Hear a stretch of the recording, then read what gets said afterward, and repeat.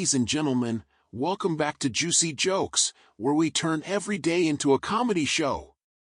Today, I've got a tale so epic, so hilarious, that it could only happen to me.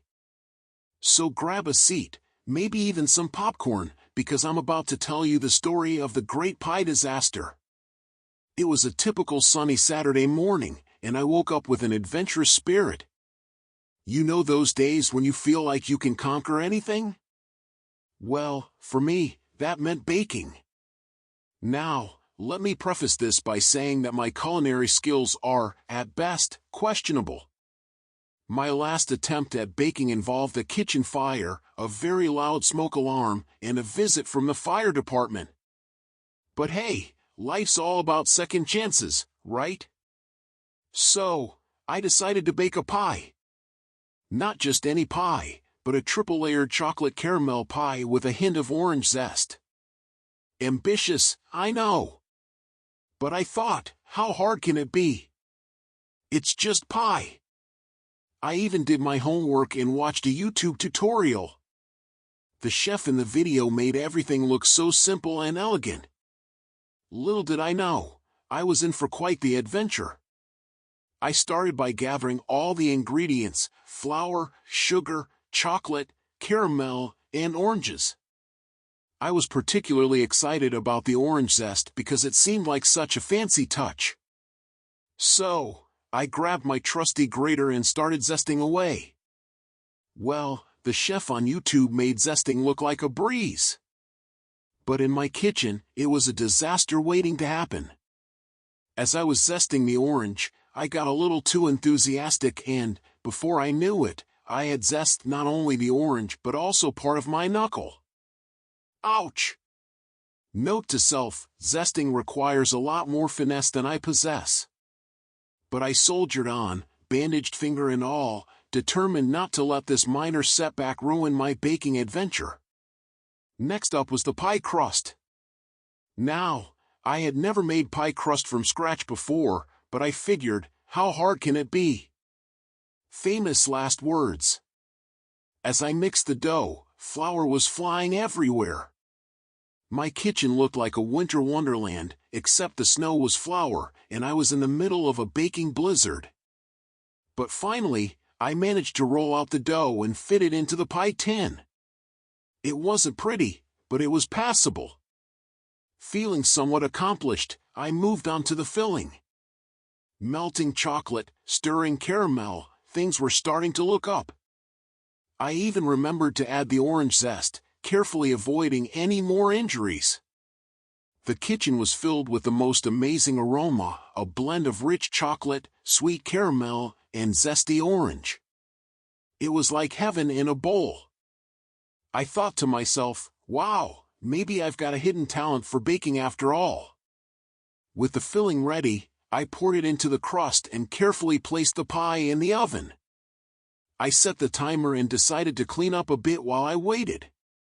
That's when I realized the true extent of the mess I'd made. There was flour on the ceiling, chocolate smears on the walls, and a caramel trail leading to the fridge. But I was too excited about my pie to care. I'd worry about the mess later. As the pie baked, the house started to smell even more amazing. I could almost taste the deliciousness. I was already planning to invite friends over to share my culinary masterpiece. They'll be so impressed. I thought. They'll think I've been hiding my baking talents all these years. The timer dinged, and with a heart full of hope, I opened the oven. That's when disaster struck. As I pulled out the pie, the crust began to crumble. And not just a little crumble, this was a full-on landslide. The chocolate and caramel filling oozed out, and the orange zest just floated on top like a tragic garnish. But it gets worse. My dog, Max, who had been sniffing around the kitchen, saw his chance. Max is a large, lovable Labrador with a penchant for chaos. In one swift move, he jumped up, bumped into me, and the pie, my beautiful, aromatic pie, went flying. It landed on the floor with a splat. Max, ever the opportunist, started licking up the mess like it was the best thing he'd ever tasted. So there I was, standing in my flour-dusted kitchen, watching my dog eat my failed pie off the floor. It was a sight to behold. Max was covered in chocolate and caramel, looking as happy as a dog could be. And me? I was torn between laughing and crying. I decided to laugh. Because, really, what else could I do?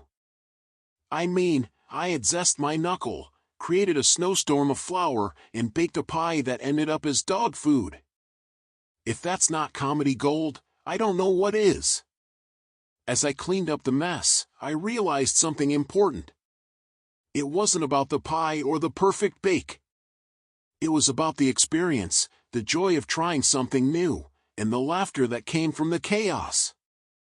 Sometimes, life gives you pies that fall apart and dogs that eat your disasters.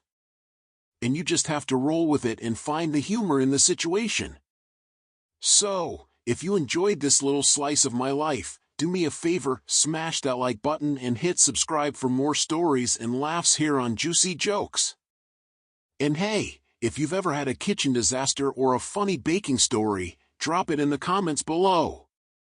Let's share the laughs and keep the good vibes going. Remember, laughter is the best medicine, and we've got plenty more doses coming your way. Thanks for watching, and I'll see you in the next video, hopefully with less flour and more success.